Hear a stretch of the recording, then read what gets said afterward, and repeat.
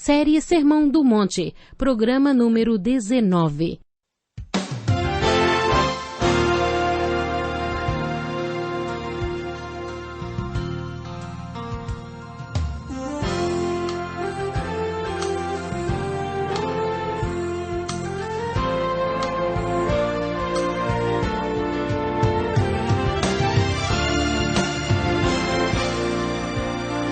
Muitas pessoas têm tido seus sonhos destruídos pela falta de confiança absoluta em Deus. A Bíblia está repleta de exemplos de grandes sonhos cumpridos para a glória de Deus. Encontro com a Palavra é um programa escrito pelo Dr. Dick Woodward e narrado por Pastor Edson Bruno. Ouça e descubra verdades que lhe ajudarão no seu dia a dia. Com você, Pastor Edson Bruno. Seja bem-vindo a mais um Encontro com a Palavra. Sua atenção é motivo de muita alegria e gratidão a Deus. Acompanhe conosco esta leitura bíblica. Portanto, eu lhes digo, não se preocupem com sua própria vida quanto ao que comer ou beber, nem com seu próprio corpo quanto ao que vestir. Não é a vida mais importante que a comida e o corpo mais importante que a roupa? Observem as aves do céu. Não semeiam, nem colhem, nem armazenam em celeiros, contudo o Pai Celestial as alimenta.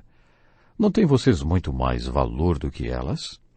Quem de vocês, por mais que se preocupe, pode acrescentar uma hora que seja sua vida? Por que vocês se preocupam com roupas? Vejam como crescem os lírios do campo. Eles não trabalham, nem tecem. Contudo, eu lhes digo que nem Salomão, em todo o seu esplendor, vestiu-se como um deles. Se Deus veste assim a erva do campo, que hoje existe e amanhã é lançada ao fogo, não vestirá muito mais a vocês, homens de pequena fé? Portanto, não se preocupem dizendo o que vamos comer, ou o que vamos beber, ou o que vamos vestir. Pois os pagãos é que correm atrás dessas coisas. Mas o Pai Celestial sabe que vocês precisam delas. Busquem, pois, em primeiro lugar o reino de Deus e a sua justiça, e todas essas coisas lhes serão acrescentadas. Portanto, não se preocupem com o amanhã, pois o amanhã trará suas próprias preocupações. Basta cada dia o seu próprio mal. Acabamos de ler os versículos 25 a 34 do capítulo 6 de Mateus. Na primeira parte deste capítulo, o Senhor mostrou aos seus discípulos como olhar para o alto e ensinou 3 disciplinas espirituais para que eles chegassem lá: dar, orar e jejuar.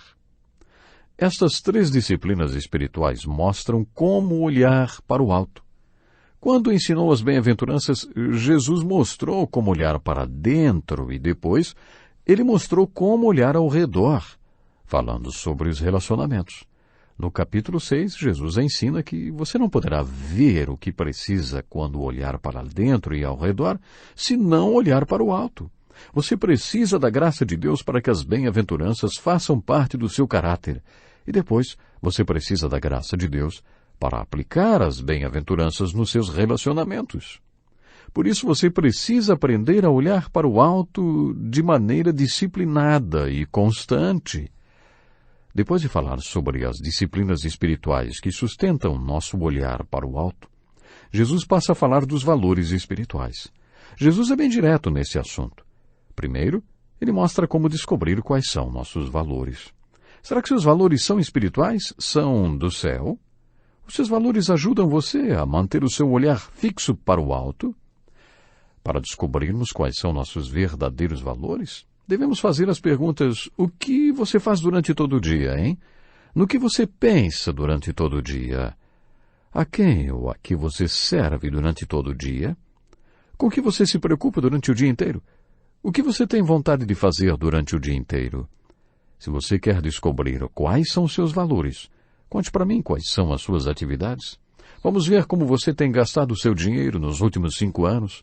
Vamos dar uma olhada nas suas agendas dos últimos anos e ver o que você tem feito e como você tem usado sua energia, o seu dinheiro e tudo que compõe sua vida. Mas vamos voltar a falar sobre nossas atitudes. Qual é a sua perspectiva de vida? Como você enxerga a vida?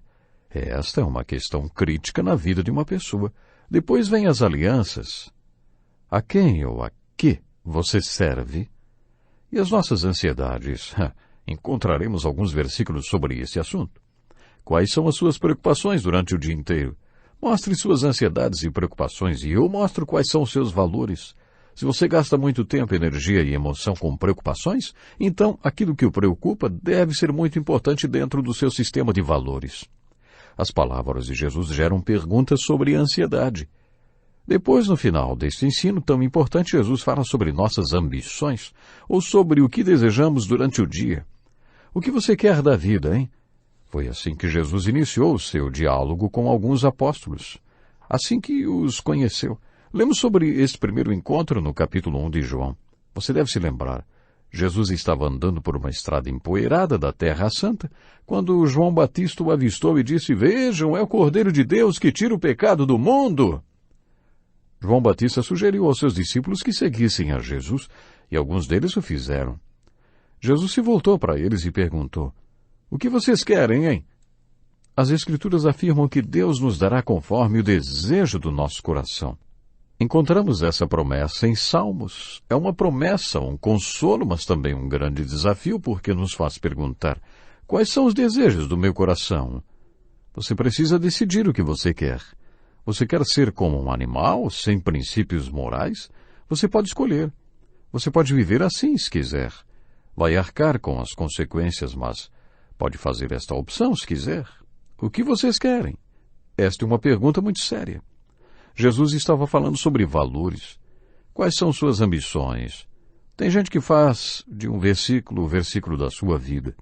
Se eu tivesse que escolher um versículo como o meu versículo, escolheria Mateus 6:33.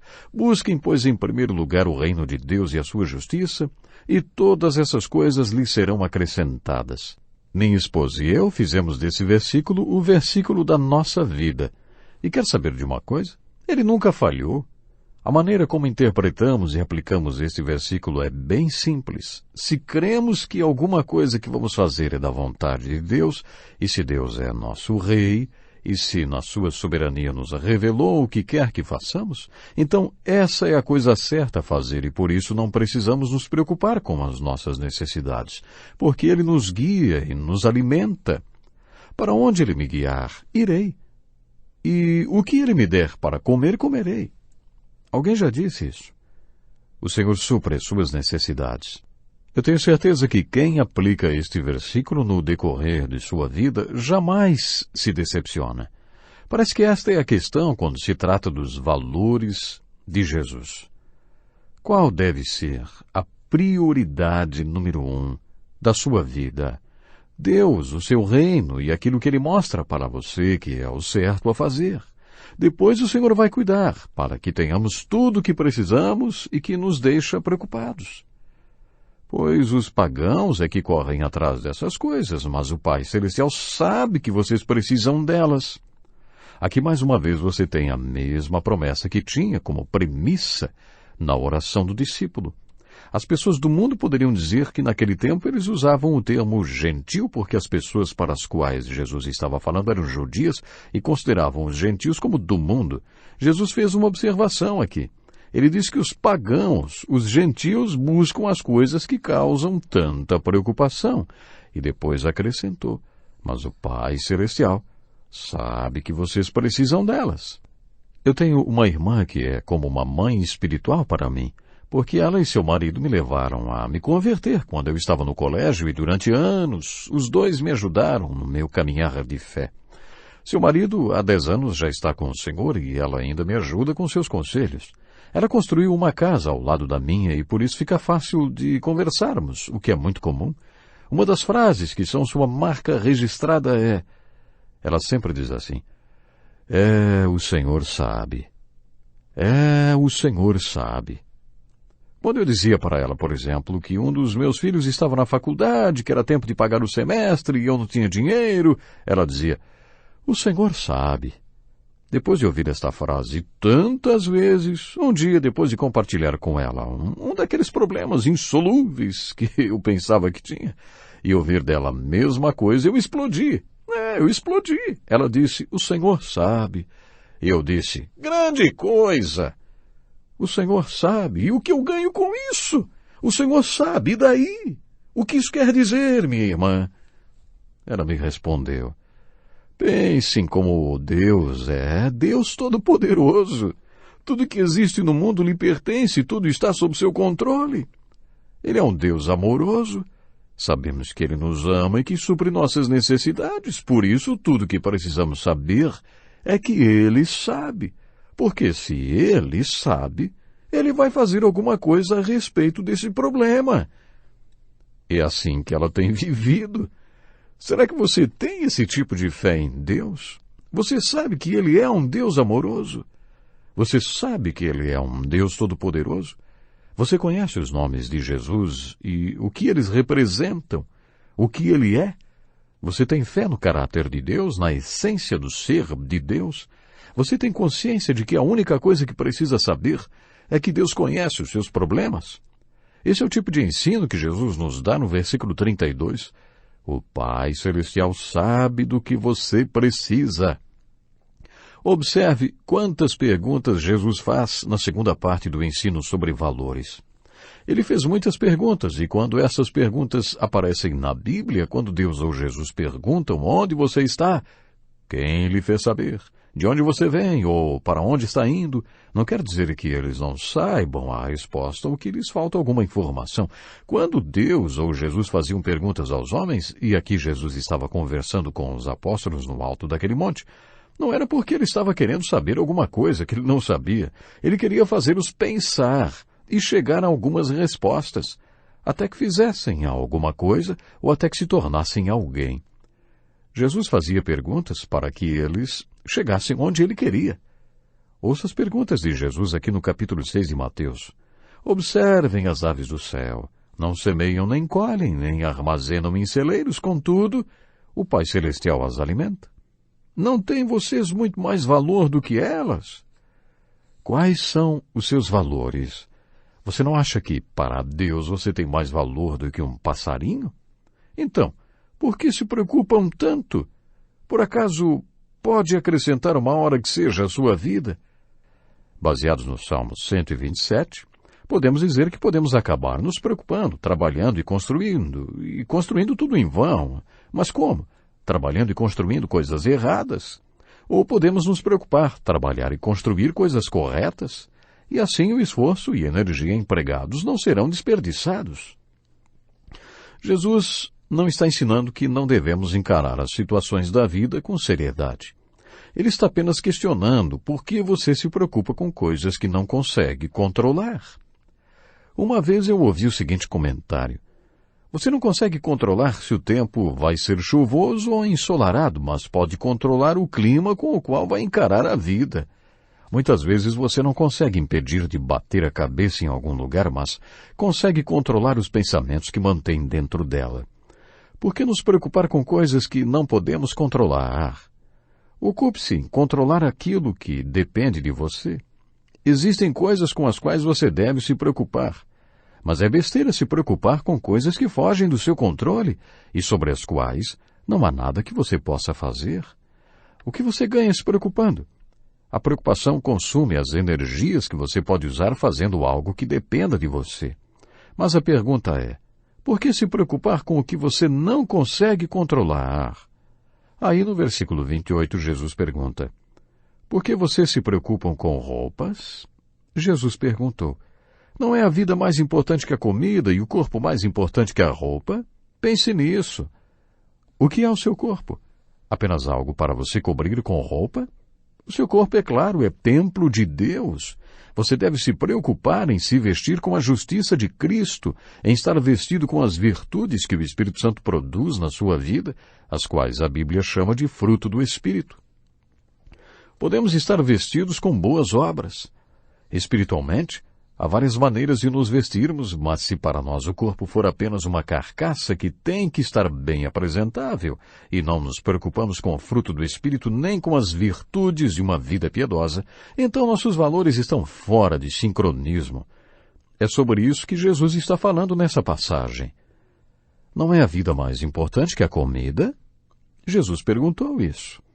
Em outras palavras, o que é a sua vida? Tiago fez a mesma pergunta no capítulo 4 de sua carta. O que é a sua vida? Esta é uma pergunta profunda.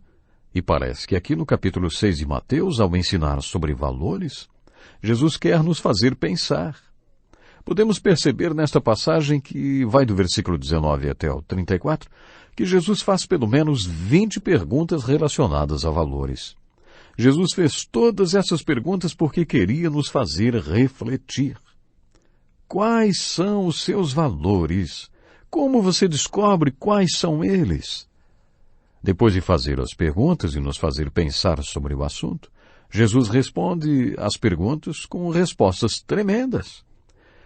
Com todas essas perguntas e suas respectivas respostas, Jesus quer nos fazer chegar à conclusão de que nossos tesouros devem estar na dimensão espiritual, nos lugares celestiais. Nossos valores devem ser aqueles que jamais podem ser tirados de nós e que jamais são desvalorizados. Meu coração está onde está o meu tesouro, e eu devo ter meu coração forrado com a vida com Deus, com as coisas de Deus, e não com valores terrenos. Esse é um estudo bem direto sobre valores. Deixe-me acrescentar mais uma coisa a este estudo tão objetivo sobre valores. No capítulo 3 de João, lemos que Jesus passou uma noite conversando com o rabino Nicodemos. E foi naquela ocasião que disse: não se surpreenda pelo fato de eu ter dito, é necessário que vocês nasçam de novo. Junto com esse ensino tão importante que Jesus deu naquele diálogo, ele ainda explicou que o novo nascimento não é um fim em si, mas o meio para um fim. Jesus afirmou que você tem que nascer de novo, porque jamais verá o reino de Deus se não nascer de novo. Você jamais entrará no reino de Deus se não nascer de novo. Agora, sinceramente, eu não acho que Jesus tenha dito que se você não nascer de novo, não irá para o céu. Conforme comentamos quando estudamos a oração do discípulo, o reino de Deus é o conceito de que Deus é um rei. E se deixarmos que ele reine sobre nossos corações, seremos súditos deste reino. Estamos falando sobre o senhorio de Deus. Deus é rei dos reis e senhor dos senhores. Se Deus é Deus, não faria o menor sentido ele ser menos do que isso. Se Deus é Deus, Deus é absoluto. E se Deus é um Deus absoluto, então podemos entender por que nosso Deus diz que ele tem que estar em primeiro lugar em nossas vidas. Eu sou o rei. É isso que ele diz. Como sou Deus absoluto. No Salmo 100, o salmista fala sobre entrar na presença de Deus. E afirma que na presença de Deus você descobre que o Senhor é o nosso Deus. Ele nos fez e somos dele. Somos o seu povo. Somos rebanho do seu pastoreio. Todo aquele que tem um encontro verdadeiro com Deus e que entra na sua divina presença, Deus sabe e Deus vê. Pare para pensar em todas as histórias da Bíblia que relatam aqueles que conheceram a Deus. Observe como o encontro daqueles homens e mulheres com Deus deixou-os maravilhados com o fato de que Ele é Deus. Aquelas pessoas não encontraram palavras para descrever a majestade e a maravilha de Deus. Nem puderam descrever como eles se sentiram quando olharam para si mesmos na presença de Deus. Ai de mim, estou perdido, pois sou um homem de lábios impuros, e vivo no meio de um povo de lábios impuros. Os meus olhos viram o Rei, o Senhor dos Exércitos. Isaías disse isso. Paulo exclamou: miserável homem que eu sou. Pense também em personagens como Jacó e outros que, quando entraram na presença de Deus, não puderam encontrar palavras para expressar como se sentiram aos olhos dele. Todos eles chegaram à mesma conclusão: o Senhor é Deus. E Jesus disse a Nicodemos: Nicodemos, todos precisam nascer de novo. Você tem que nascer de novo porque só assim você verá que Deus é Rei. Você jamais terá um relacionamento com Deus como Rei de sua vida se não nascer de novo. A primeira coisa que se descobre ao nascer de novo é que o Senhor é Deus e Rei. E aí começa um relacionamento com Ele no qual Ele é Deus e Rei. Nesta maravilhosa passagem de Mateus, capítulo 6, com todas as suas perguntas e maravilhosas respostas, Jesus nos leva a descobrir quais são os nossos valores. O que você acha que uma pessoa realmente sincera, que olha com sinceridade para o alto e mantém um olhar disciplinado e constante, descobre sobre seus valores nessa passagem da Bíblia? No versículo 33, Jesus responde: Busquem, pois, em primeiro lugar o reino de Deus e a sua justiça, e todas essas coisas lhes serão acrescentadas. Esta pessoa coloca em primeiro lugar na sua vida o reino e a justiça de Deus. Ela vê que Deus é seu rei e desenvolve um relacionamento com ele, no qual Deus é o rei e lhe mostra todo dia o que é certo para ela. E como súdito leal, ela obedece. É assim que deve ser o sistema de valores da pessoa que olha para o alto e tem na sua vida, pela graça de Deus, os valores espirituais do céu. Agora deixe-me fazer uma pergunta muito profunda. Se você, quando é varrido pela palavra de Deus, admite que jamais viu Deus como rei da sua vida, nem jamais teve um relacionamento com Ele, no qual Ele é o rei e você é seu súdito, você acha que tem direito de dizer que já nasceu de novo? O que é o novo nascimento? E quais são as evidências do novo nascimento? De acordo com Jesus, na sua conversa com Nicodemos, no capítulo 3 de João, está claro que a evidência do novo nascimento, o primeiro resultado do novo nascimento, é que você vê e entra no reino de Deus.